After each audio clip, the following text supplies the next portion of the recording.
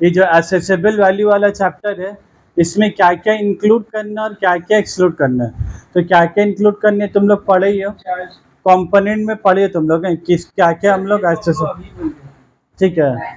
हम फिर भी आंसर रेड पेन से लिखिए दिए हम। पैकिंग चार्ज ऐड होगा कि नहीं होगा, इंक्लूडेड इन एसेसेबल वैल्यू।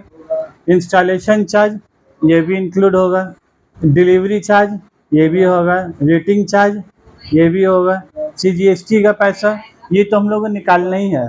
चलो तो हम लोग को क्या बोलो, वही तो हम लोग को निकालना है, GST कितना लगेगा वही जोड़ देंगे तो निकालेंगे क्या चीज़ का हम लोग, फालतू वाला बात है इन लोग का। उसके बाद क्या बोला है बोलो, subsidy from central government not includable, मतलब उसको ऐड करेंगे हम लोग, ऐड ही नहीं करेंगे। Subsidy from charitable trust, subsidy from local authority और इंक्लूडेबल, ठीक है। और इंटरेस्ट फॉर लेट पेमेंट तुम्हारा क्या आएगा, इंक्लूडेबल, ठीक है। ये तो खाली इंक्लूड और नॉट इंक्लूड था। उसके बाद अब जाओ एकदम पूरा इज्जतदार क्वेश्चन है एकदम।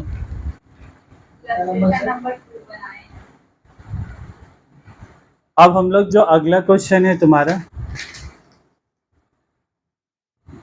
illustration 2, A limited a registered supplier, it provide the following detail।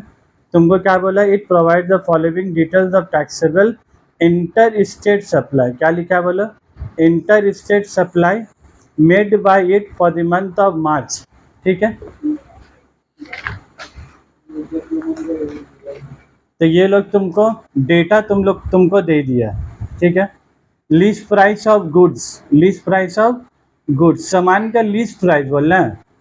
और इन supplied inter state, inter state क्या हो गया बाबू, विद इन द स्टेट क्या outside the state, outside the state. और ब्रैकेट में क्या लिखा है, एक्सक्लूसिव ऑफ टैक्स, मतलब ये जो 15 लाख रुपया है ये सिर्फ सामान का दाम है, ये 15 लाख रुपये क्या है तुम्हारा बोलो, ये सिर्फ सामान का दाम है। अब इन लोग क्या बोल रहे हैं, following amounts are separately charge, क्या लिख रहा है बोलो, following amounts are separately charge, मतलब सामान का दाम 15 लाख रुपया, अब बाकी पैसे लोग अलग अलग से क्या करेगा, चार्ज करेगा। पैकिंग का अलग से पैसा क्या सब चार्ज किया हुआ है, सब लेके 15 लाख रुपये सब अलग अलग से चार्ज करना है, ठीक है बात। तो अब हमको बताओगे तुम लोग,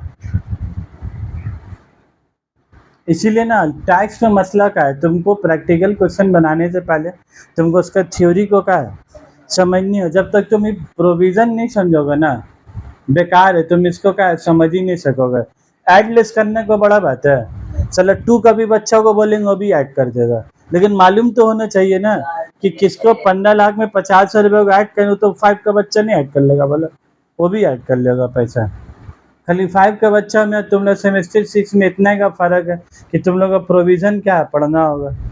हमको तो कभी कभी ऐसा लगता नहीं सब प्रोविज़न 9-10 का बच्चा लोग कभी समझा देंगे ना लोग भी कर लेगा, अल्लाह साहब नानी इतना कमज़ोर थोड़ी ना है, 9-10 का बच्चा लोग कभी समझा देंगे तो क्या है वो लोग भी कर लेगा।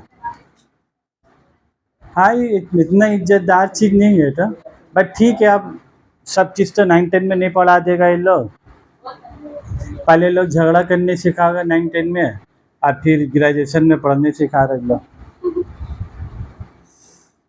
खाली का following amounts are separately charge, subsidy received from central government, कितना सब वो नहीं आएगा तुम्हारा, नील हो जाएगा। Subsidy receive from NGO for supply of good to an old age home, देख रखा बोला 50 रुपये ऐड हो जाएगा। Tax levied by municipal authority ये भी ऐड होगा।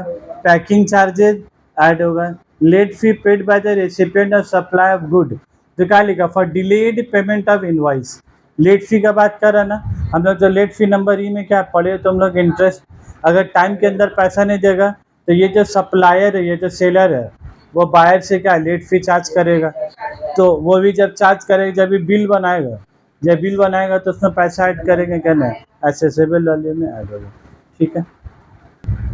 ठीक है बात देख लो तुम लोग, ये जो तुम्हारा था लीस्ट प्राइस पहले हम लोग लिख देंगे बोर्ड में, लीस्ट प्राइस 15 लाख रुपया। फिर उसके बाद ये लोग क्या बोला था तुम्हारा, subsidy receive from central government, तो ये तो नॉट इंक्लूडेबल है, मतलब ये जो हम लोग एसेसेबल वैल्यू निकालेंगे subsidy receive from central government का पैसा ऐड नहीं होगा। उसके बाद subsidy receive from an NGO, NGO से जो पैसा मिलेगा वो तुम्हारा क्या होगा, इंक्लूडेबल। तो एसेसेबल वैल्यू कितना माना जाएगा तुम्हारा, 15,50,000। फिर tax levied by municipal authority, तुम लोग पढ़े हो कि टैक्स में सिर्फ एक्सक्लूडिंग जीएसटी, टैक्स अगर जीएसटी के अलावा और भी कोई टैक्स हो, म्युनिसिपल अथॉरिटी हो, प्रॉपर्टी टैक्स हो, म्युनिसिपल टैक्स हो, इंटरटेनमेंट टैक्स हो, तो जो भी पैसा रहेगा ये सब तुम्हारा क्या होगा, ऐड होगा। उसके बाद पैकिंग चार्जेज, ये तुम लोग पढ़े ही हो कंपोनेंट में। इंसिडेंटल एक्सपेंस, अगर कुछ इंसिडेंटल एक्सपेंस होगा तो क्या है, ये तो बोर्ड तो मिटा दिए। सेलर जो होगा बायर को कुछ भी इंसिडेंटल एक्सपेंस का भी पैसा किससे लेगा, बायर से। तो बायर से पैसा लेगा तो हमारा क्या हो जाएगा, असेसेबल वैल्यू में ऐड होगा। Late fee paid by recipient, ये भी तुम लोग इंटरेस्ट का तौर में पढ़े थे। अगर सेलर सामान बेचा, बायर का बोला 15 दिन के अंदर में पैसा देना, अगर वो 15 दिन के अंदर में पैसा नहीं दिया है, 15 दिन के अंदर में पैसा नहीं दिया है, तो तुमको जीएसटी का पैसा, मतलब उसको जब एसेसेबल वैल्यू निकालेंगे तो सामान का दाम कितना हो गया बोलो, 15,91,000। शुरू हुआ था 15 लाख से, कहानी ऐड होते थे, कितना हो गया बोला, 15,91,000। यही चीज़ हम तुम लोग को हम शादी का भी एग्जाम्पल दिया। खर्चा शुरू होगा, हॉल का बुकिंग इतना, अलान फलान सब खर्चा लेके बैठाओ, डबल हो जाएगा पैसा, ठीक है। उसी तरीके से इसमें भी है, तो statement saying value of taxable supply, तो टैक्सेबल सप्लाई कितना गया, 15,91,000। ये क्वेश्चन में तुमको एक चीज़ अच्छा बात ही बोला था कि वैल्यू ऑफ टैक्सेबल सप्लाई बोला था। अगर तुमको बोलता ना ऑल्सो कैलकुलेट द जीएसटी, सुनो बाबू बात, अगर इन लोग बोलते ऑल्सो कैलकुलेट द जीएसटी, तो फिर तुमको ये एसेसेबल वैल्यू का बाद फिर तुमको यहाँ पर अब क्या करना पड़ता, इंटर स्टेट लोग बोला, तो फिर आईजीएसटी कितना लगा दे तुम, 18%। ये 15 लाख का 18% करके तब फिर तुम्हारे क्या आया था, टोटल इनवॉइस वैल्यू। ये जब टोटल हम लोग करते हैं ना जीएसटी, तो कितना तुम्हारा टोटल इनवॉइस वैल्यू। लेकिन क्वेश्चन में तो तुमको खाली लोग क्या निकालने बोला, तुम्हारा वैल्यू ऑफ टैक्सेबल सप्लाई, ठीक है। इसी के साथ ये कोई छुट्टी इतना सिखाया पढ़ाया छुट्टी देने के लिए। क्वेश्चन नंबर 3 बनाओ। चलो अब क्वेश्चन नंबर 3 बनाओगे तुम लोग।